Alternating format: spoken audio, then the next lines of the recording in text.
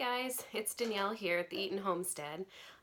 It's a beautiful spring day and I'm just getting really excited. We had snow yesterday morning, but then by the afternoon it was like 52 degrees and beautiful outside. So it's starting to feel more like spring. I'm just so ready. Say hi, Luna. She's got her toy. But yeah, so I just wanted to kind of show you guys around a little bit and a little update on what we've got going on. Here's Mr. Wyatt. Hi, Wyatt. Wyatt George. Oh, you want to play with Luna? Oh, they're best buddies. Yeah. This is my office helper today. You know, he does pretty good. We're working on his math skills. But yeah, I have a ton of stuff growing. I know I posted on Facebook the other day, just letting folks know that if any of my friends or family would like some plants, I think I'm going to have a few extra. This window is looking particularly lively. We've got some cilantro, some kale, lots of basil, which just smells so good. Does anybody else do this, like sniff your plants on the daily? Because I do. Oh, it smells awesome. It just makes me want tomato and mozzarella and basil, some balsamic vinegar on it. And there's some spinach going, a few flowers, some bachelor buttons and cosmos. I'd never grown bachelor button before. I just grabbed a bunch of packets of seeds that said they were good for pollinators because Nate keeps bees, so I wanted to plant some things that I knew they would appreciate. Broccoli, some more kale. Got a couple of tomato plants just tucked in there, brandywine pink. These are heirloom tomatoes, which I've never done anything heirloom before, and I'm really interested just in their stories behind them and the fact that they're sort of more pure, I guess. I know that they're harder and can be a little more unpredictable, but I'm interested to see what happens. And more broccoli there. And over here, I've already started moving furniture to get more space for plants to be in the sunlight. I had to move the table that was behind the couch over here.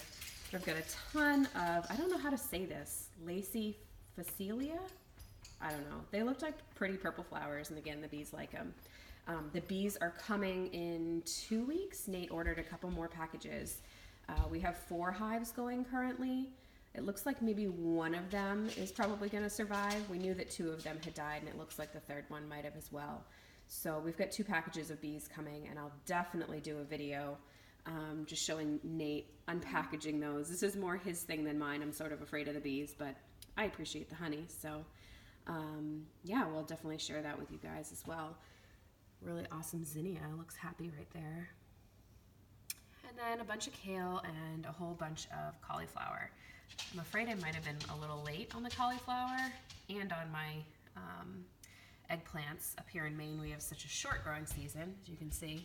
I'm like all excited, like, yay, it's spring, and there's still plenty of snow outside, but it just feels so much better than being buried under the snow that we have been. Yeah, a whole bunch of violas because I wanted to do some little planter boxes around. Some dill. I've never grown dill before, but I really love it, like not just for pickles, but just eating in general, like in salads and stuff. These zinnias are super happy. Can't wait to get them outside. So I did some more onions after I learned that you can densely plant them. So I just threw a bunch in these couple of little pots just to get them started so that then I can separate them when I plant them outside. I had started some seed trays over on the other window where I just planted 1 seed per cell.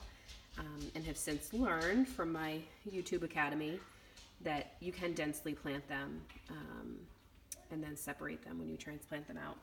But so here's my tomato ridiculousness. I especially overdid it on the cherry tomatoes. I'm not sure why.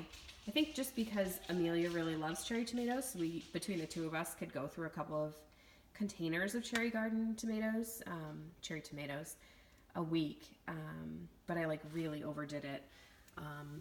I did the sun gold cherry tomato, And then also the black cherry tomato, I just thought was cool sounding. But I started way too many seeds, so hopefully some peeps want some cherry tomatoes. A whole bunch of different cucumbers here, and a watermelon on the end. It's just, how happy is that? It's so happy. I'm really excited to try this cucamelon. Definitely go and look it up if you haven't heard of that, but it's like a tiny little cucumber that looks like a watermelon, but it's a cucumber. I don't know. It just sounded really interesting. I'm all about the interesting. That's my gardening method. So a couple of big ones, a couple of different kinds of pickling, because I definitely have some pickling. Oh, and there's cantaloupe on the end too. So Amelia is cantaloupe and watermelon crazy. So she'll be eating lots of this summer. And then over here in the window on my fun little cart thing, I have a whole nother tray of tomatoes. These are all, again, heirloom tomatoes from M.I. Gardner, but these are big tomatoes. So these are slicers or paste tomatoes. I don't really know what the difference between a slicer and a paste is. But again, some of these are just kind of funky and different. The Brandywine Black, in addition to the pink that I planted. None of these ones have come up yet, which is kind of weird. But anyway, the Ace 55, pineapple tomato, because pineapple. Hillbilly, I swear I just bought some of these for the name. Mortgage lifter, like I can't, it's too funny. So we'll see. I'm excited to experiment. I have another rose tomato up here, because not all the tomatoes fit in one tray. And again, I think I'm kind of late on my eggplant, but I'm hopeful that we'll get some long purple eggplant. Got some broadleaf sage. You can not really see it probably, but there's a little tiny sprout coming. Some more basil and some cosmos and marigolds. Just getting those going. You probably can see the leaves in the background too of my plant up here. And then down here, I have some strawberries going. I have never grown strawberries before either. I'm just experimenting with all kinds of stuff this year, you guys. Like, whatever. I'm just having fun with it. Some rosemary. I'm obsessed with rosemary. I'm so happy that a couple more came up. But this is where I definitely need some help. Lavender, like what is going on? These were not all started at the same time, so a couple of these were started like many weeks before the others. And nothing, like I don't know what I'm doing wrong. I read that lavender likes to stay a little bit more dry. So I've been trying to do that, but maybe I have kept it too dry. I don't know. All of these, when they're little like this, I've just been spraying them with a spray bottle once or twice a day, depending on how wet the soil stays. But yeah, I don't know. Once they move up to like a bigger container or they get a little more established, I've been watering them with a watering can, but maybe too dry? I don't know. I read the same thing about rosemary, but my rosemary is doing its thing. I don't know. And then on this last window, I have some lettuce, which I have since learned I didn't need to start ahead of time.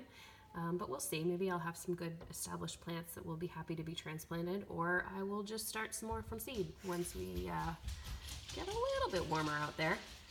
And then, yeah, so some peppers, a big red pepper, purple pepper, that just sounded fun. Some more zinnias. I'm just really all about the beautiful garden this year. Some poppies. I've never grown poppies before, but it's my son's birth flower, so I wanted to give it a try. Again, here's those onions that I just planted one per cell and then learned that I could do a whole lot more than that. And then here's my tomato ridiculousness. So I already showed you all of those cherry tomatoes that were transplanted, and I still have more to go. More of the cherries. The black cherry and the gold cherry. But I do have some big beef tomatoes in here. I don't know if you can hear Wyatt. He's getting mad. Mr. Wyatt fell down. He was laying on his belly and he was mad. He doesn't like to be on his belly. Huh, buddy? Yeah, you don't like to be on your belly. No. Oh, this is Shy. We're Shy from the camera now. But yeah, so all kinds of plants started. I'm just so desperate and ready for spring to be here. I think Mr. Dude is too. Like I said, the bees are coming in a couple weeks. We're going this weekend to buy a chicken coop off of just some people that we found on Facebook Marketplace. We have a shed that we put up that we had been using for our chickens that needed a pen, like it needed a run attached to it. We just were letting our chickens free range, so we were keeping them in the shed at night and then every day opening the doors for them to come out and shutting the doors. That's Harley making a lot of noise.